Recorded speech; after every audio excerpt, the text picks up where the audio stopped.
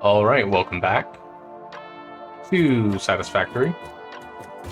In the last episode, we finished up an extra power factory to prepare ourselves for Phase 4 and all the factories that we'll be building with that. So we're sitting at about 9,500 capacity, give or take. And we are just about done with our modular engines. We're at another about minute and a half. In between episodes, I went ahead and put in I unlocked a few things in the MAM that I researched. So I'm going to show those clips to you right now.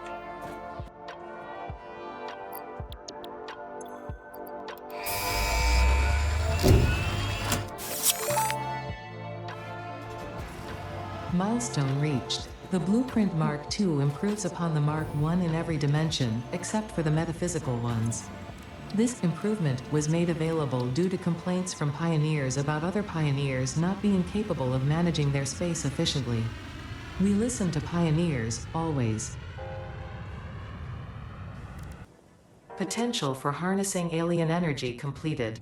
Fixit has identified 2 development tracks requiring additional research to integrate Somersloops safely and efficiently into Fixit technology. The loop organ contains scripture, contains instruments to compose symphonies of root and rot and recycling.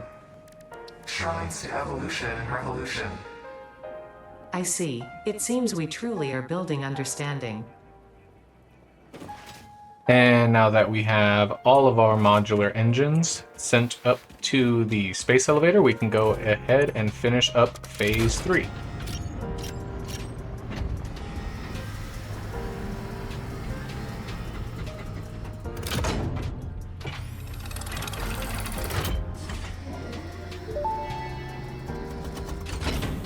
Welcome to the Project Assembly Pioneer Progress presentation.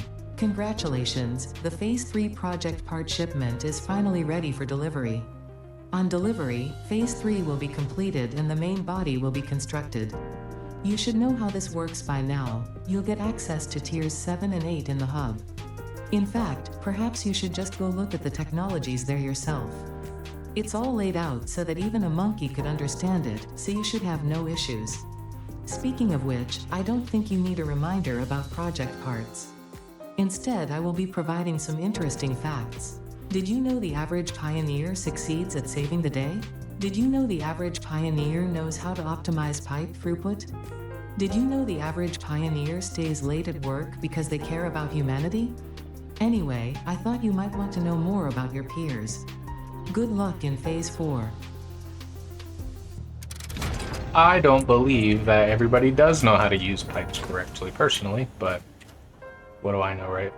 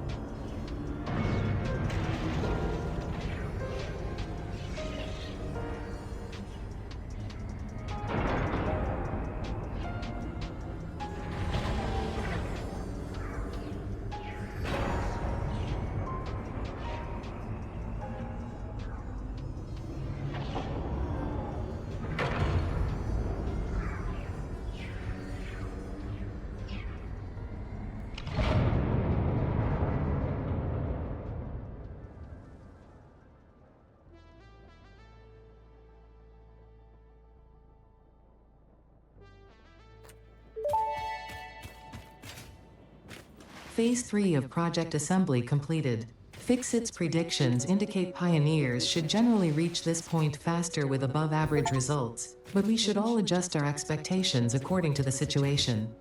It is understandable. The pressure and complexity will only increase from here, so be sure to take on Phase 4 with efficiency and competence. Alright, so we are now in Phase 4. That is going to give us access to bauxite refinement, the hover pack, logistics Mark 5, the hazmat suit, control system development, the aeronautical engineering, nuclear power, advanced aluminum production, think this is kind of new, right? Leading edge production and particle enrichment. So if you watch my update 8 playthrough, this is about where I got to. So all of this is pretty new to me. I actually got to work with the bauxite a little bit. I remember how much of a pain it is, but it also is very necessary for everything you're going to need at this point. So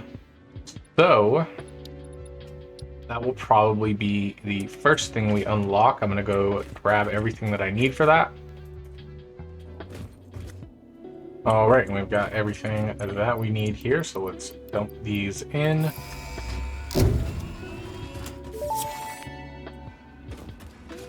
Milestone reached. Bauxite is refined into aluminum products via a multi-step process. Considering your past achievements, you should have the minimum required skill to overcome these new production challenges. If it helps, many others have done this before, so if you fail, someone else will eventually succeed.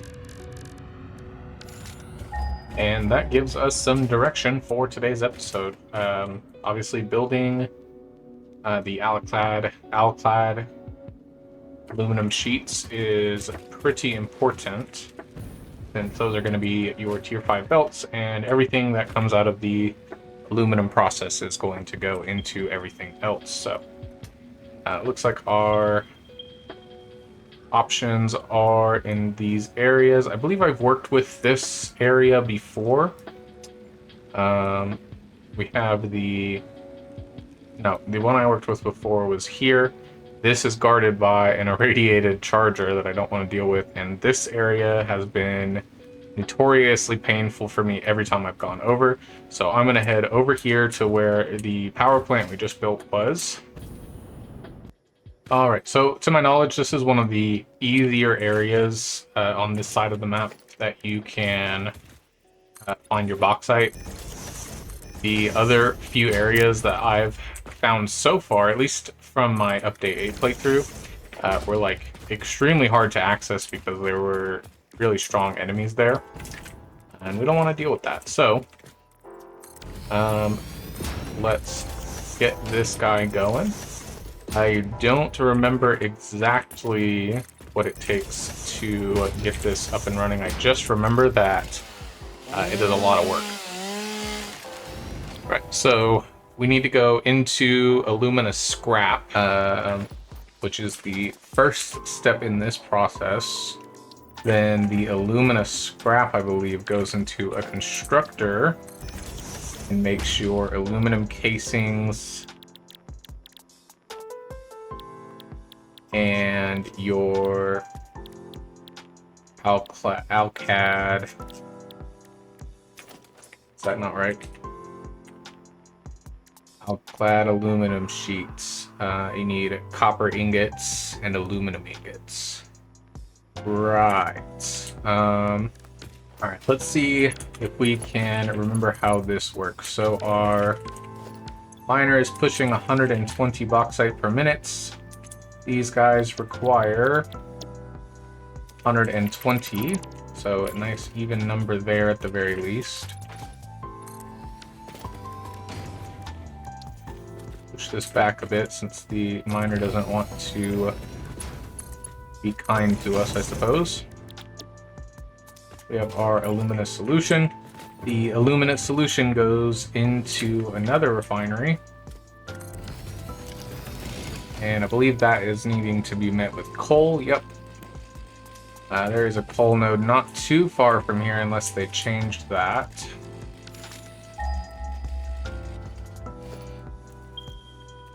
Looks like they did not. Easy enough. So we'll bring that guy over in just a second.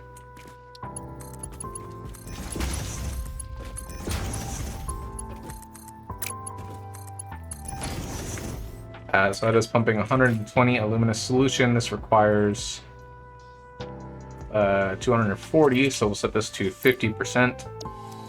That'll make us 180 alumina scrap. Then with a foundry, going into this guy, make our aluminum ingots. It takes 90 aluminum scrap per minute. We'll be producing 180. And then 75 silica per minute. We'll only be producing 50. So we'll need to set this to match silica. We don't have any ports in the area to my knowledge. No, we do not. So we can make 40 aluminum ingots per minute. I'll need to sink off any excess aluminum scrap, because there will be a lot of it. And you do not want that backing up everything else. So we'll grab a... You can just use a regular splitter. You don't necessarily need a smart splitter. I need to move this back just a bit. Okay, we can go ahead and connect the silica to the foundry as well. And then because this is going to push 60 water per minute, and this needs 180 water per minute, we can actually just loop it back into itself. And that will provide that extra 60 water that the water extractor will not be able to produce.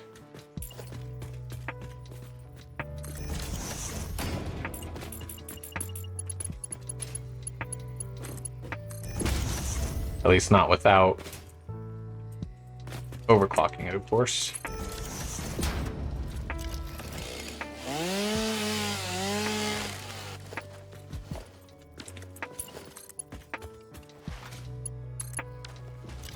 And finally, we'll just need a water extractor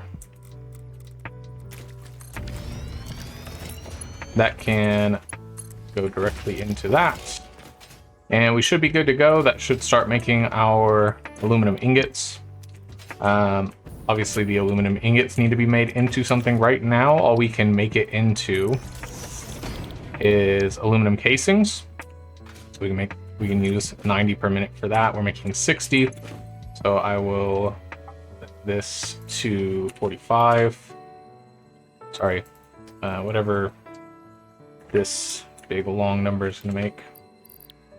For now, but obviously I do want the aluminum ingots being made into the outclad aluminum sheets, because those are a little bit more important in the long term, but we will need these aluminum casings as well. So for the time being, that's what this will make. But that's what we're going to work on next. So let's get all of these hooked up to a power pole.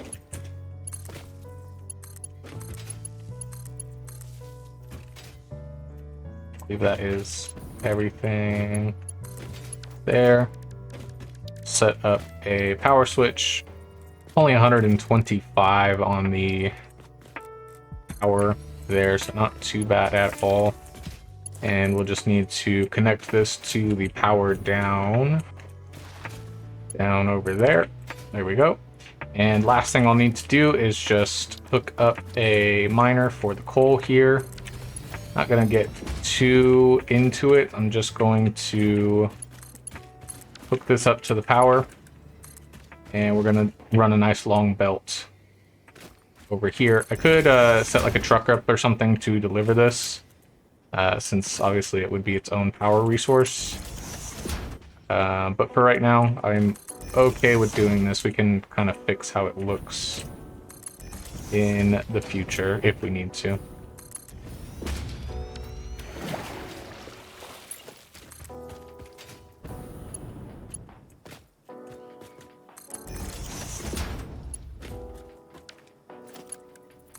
And just for the sake of the belt not going through the pipes. There we go. I need 60 coal per minute to get that up and running. I did not connect this to the power. This can just go straight to the...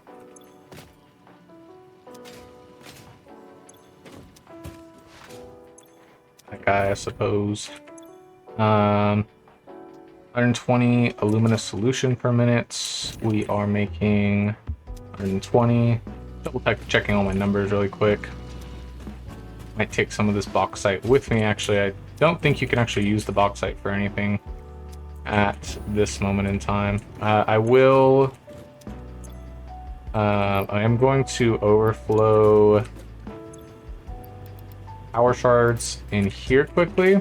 I'm also considering putting a fluid buffer in just for the purpose of making sure this thing always stays filled up, but I'm not too worried about it. The only reason I'm putting power shards in is so that all the machines can get up and running, and all the pipes can start filling up, because obviously it's going to take a while for the pipes to fill up because this thing's not running just yet. And we'll set a industrial storage up over here. I could dimensional depot this just so that we have access to it as needed, but for right now, I'll just put them in storage. I'm more worried about putting a dimensional depot down for the aluminum sheets for sure. Let's see how this is doing. Looks like all the pipes are fully filled.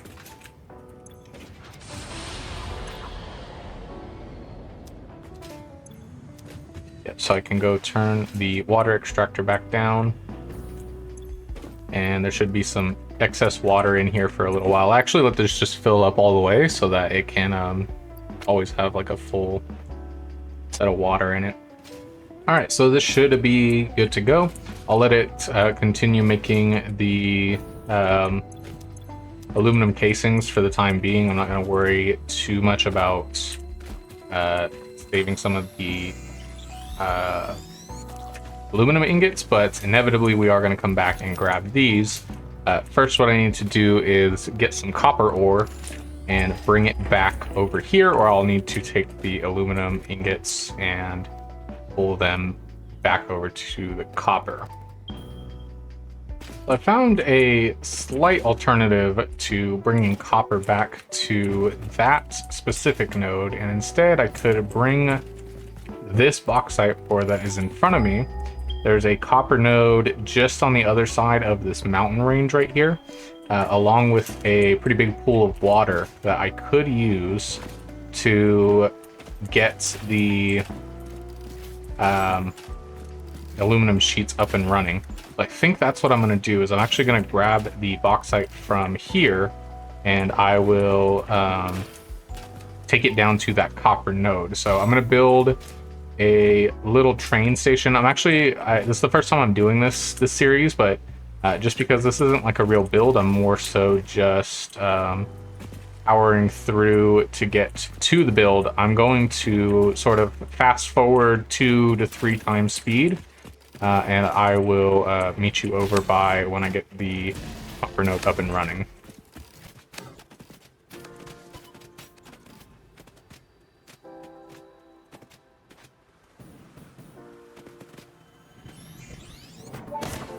Attempt number 7,853,206. Are you there? Working still to me.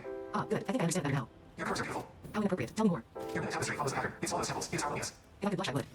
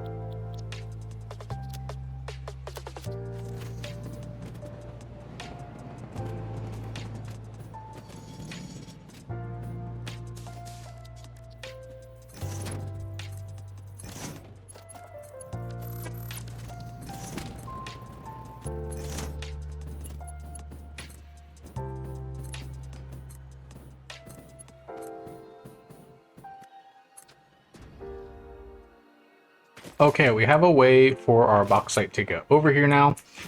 You can see there is a small pool of water right over here. That's what I'm going to utilize for our water source.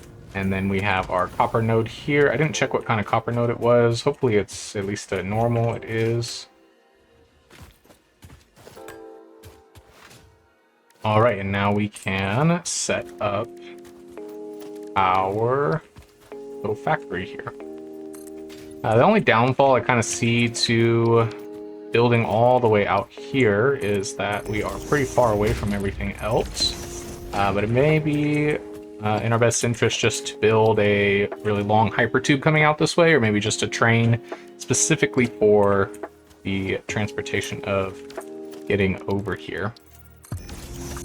So the main thing is just figuring out the logistics of this. It actually might have made more sense to bring the train over to this little area so that it was feeding closer to the water, which maybe might be worth my time to just go back and do really quick. But who doesn't love a nice long belt going off into the distance?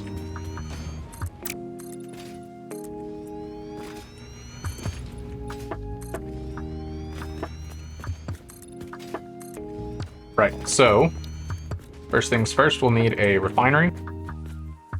I'll have to head back and get some steel pipes. I knew I was running a bit low, but I was just hoping I could make it through till now. Initial scan suggests partial recovery of data is possible. Take the damaged hard drive to the MAM for analysis.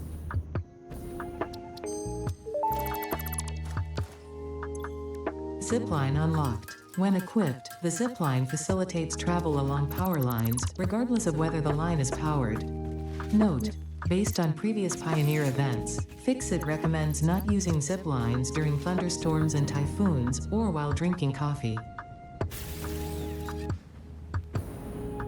Alright, took a little bit longer than expected to get back. I had gotten lost because I thought I was going through a cave system that was taking me back the direction I came, and then I found out that it looped back around on itself and shot me out the other end going back towards the beginning areas. And then when I got back and hooked the train station back up to the main power, my game crashed. So nice. Glad to be back now. What were we doing? I'm a little bit distracted now. Perfect. So that is our bauxite. It should still be, I think this is also 120 per minute, if I'm not mistaken. That is coming out of the train station. If it's not, I would be kind of surprised, but it's also been running for probably about 20 minutes, so it's pretty backed up anyway. So it should be fine to run a little bit higher for a little bit longer, but if I remember rightly, that is the correct number. Then we will need a water extractor feeding into this guy. Pipeline junction.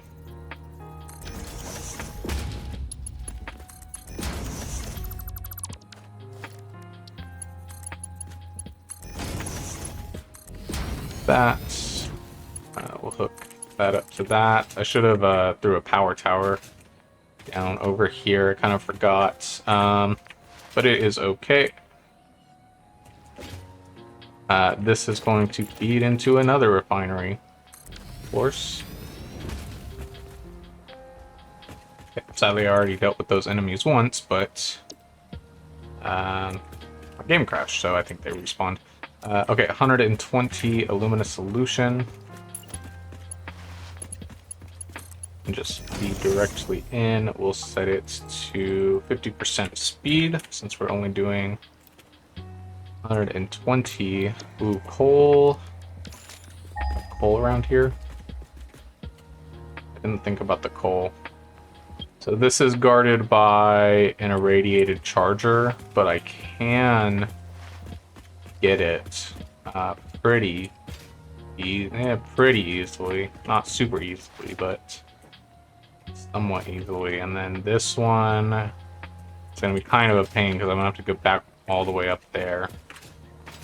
Also bring the coal over with the train and put them on separate... I'll have to rework the train and put a second freight station on, but I can make that work if I want to do it that way. Maybe that's what we'll do. A little bit of cheating because I didn't go over there and kill that thing, but you get a stack with you, I don't really care.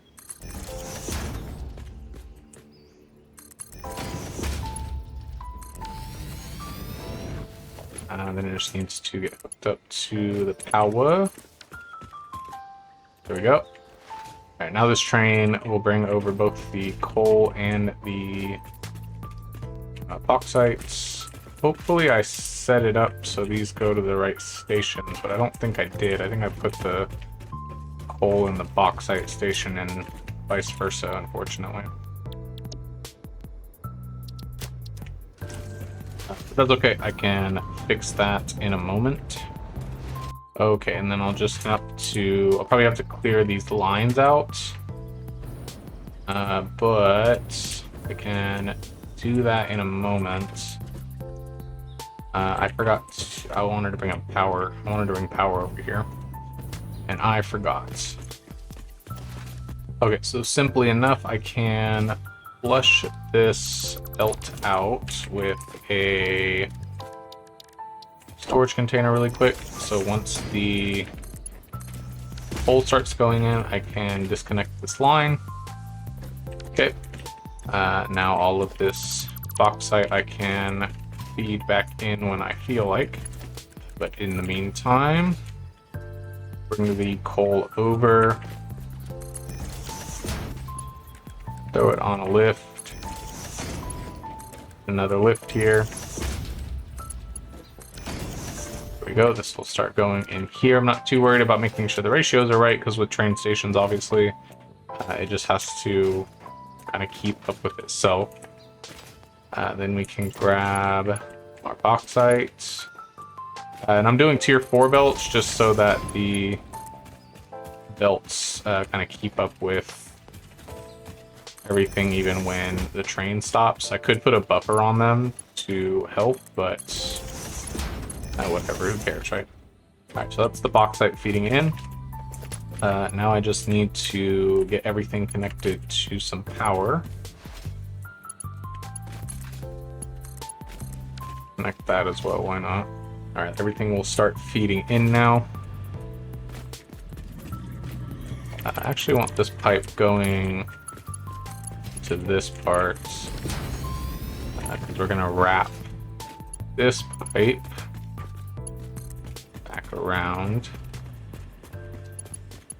into this. And that'll be the 180 per minute that it needs. It looks like it does not need a lift, which is good. And it's just gonna take some time to fill up, of course. Right, so here we will have our aluminum scrap. This will feed into, does it feed into an assembler? No, it needs to feed into a foundry. Right, so we go like right here. It's just over that. Then the silica from this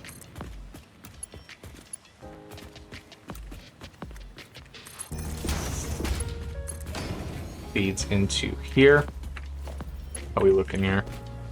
Oh, no power. Like, why is this thing not moving yet? There we go. Okay, we'll have to sink off the aluminum scrap again, but we'll do that in just a second. Now we have our aluminum ingots. And those will need to go, was it an assembler, I think? Yes, okay. These just need to go into an assembler.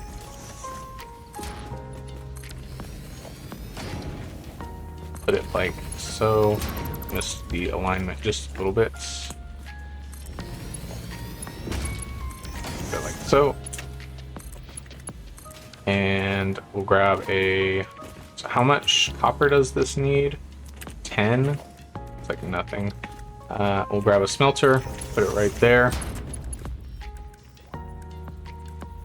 Tier 1 belt's enough. And all we'll need to do is run all of the copper down here to the smelter. I know the belts are really messy, but it's the way that I kind of built this. This was the easiest solution. We'll let this fill up a little bit and then take it off. And then we're not producing enough silica to keep this at this rate, so it needs to move. I think it was the 66%, if I remember rightly. Gets it to 50. So that's 40 ingots per minute. This is at 30. If I want it to do 40, go. And we'll just need 13 copper ingots per minute. And we are good to go. Looks like we are all set. We'll need a sink here for the aluminum scrap, of course. Regular splitter should be fine since it's making so much. It should never really run out. Go. Yeah, it's taking 60 per minute. This is making 180, so inevitably this will just fill up, and then the splitter will be a smart splitter for itself, basically. And I think all of I shouldn't have to worry about my ratios too much because the train station should be pretty backed up. The coal might be a little bit behind, but it's only 60 per minute, and I think that node was a normal node. So that means that the miner's pulling 120 per minute. So as long as the coal is a little bit backed up, it should be fine. So I'm going to let this run for a bit. Grab a dimensional depot and set it up for this as well. Of course, we're going to want to store as much of our tier 5 belt material as possible. So we'll have one here just for storage. Grab a dimensional depot and start uploading these guys. Then the other container will take the other half. Perfect. So that is 40 alclad aluminum sheets per minute. Took a little bit more work than I think I was really hoping for, but it wasn't too bad, I would say. We can go ahead and set this to 13.3 repeating. Not going to need too much copper coming in.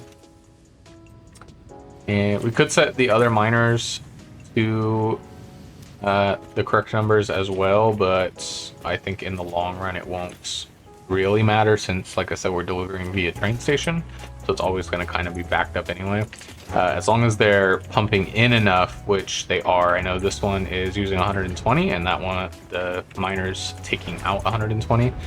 So the only issue is technically if the train station stops the delivery for too long, the bauxite will run out, but that would mean it would have to go through all 100 of the bauxite currently in the system, and then the with how long of a belt we have a pseudo sort of buffer in it. There's always going to be probably about 150 bauxite on the line at any given time. So we should be good to go. On double checking, looks like everything is up and running. I'm going to run back over to the aluminum casings. I don't remember if I put a dimensional depot. I guess I can check like this, right? We didn't put a dimensional depot on that, so I probably will. I think I was anticipating wanting to use the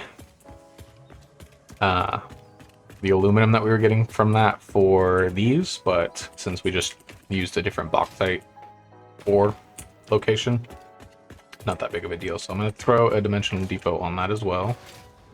And I kind of alluded to it, but one of the reasons we put tier 4 belts on these is so that the miners can sort of be pseudo buffers as well. So since there's only like 120 of each resource going in, it actually doesn't matter that we don't have buffers because the miners can hold up to 100 of each.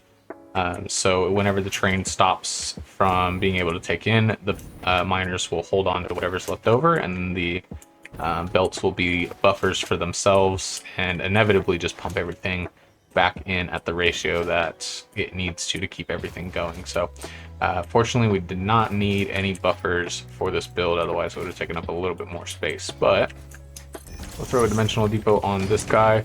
I'm not going to put... am I going to put a second... This is operating at 66%. Because this is operating at 65%. Because this is at 100%. This is at 100%. That is very strange that these were not... Alright, if I just throw a stack of silica in, this should go back to 100%. I'm guessing it was just because, like, the last little bit of, like, the last silica that needed to go in was missing. Like, it would hit, like, 4 out of 5, and then stop, and then be 5 out of 5. But obviously it takes a second for the machine to register that it has everything that it needs to finish the... or, like, finish restarting, so... I'll just throw in some silica to circumvent that. I don't want my machines slowing down. I will throw a second container on. I was thinking about not doing it, just because I don't know how much of this resource we really need, but better to need it, not have it, than have it, not need it. Or the other way around, I guess, but you know what I mean. Cool, so we are now producing 40 aluminum casings per minute and 60 alclad aluminum sheets per minute. Only cost us 2 of the bauxite resources on the map, but as of right now, I don't think we can use bauxite for anything aside from those 2 resources, so that is fine with me. Yeah, as of right now, nothing for us to be building. So I'm going to run back over to the hub, probably unlock the tier 5 belts, and that'll probably be the end of the episode, but we'll see. All right, yeah, I don't have the materials that I need to finish the milestone that I have now, but I'll probably do it at the start of the next episode. But thank you so much for watching. It's very much appreciated, and I will catch you in the next one.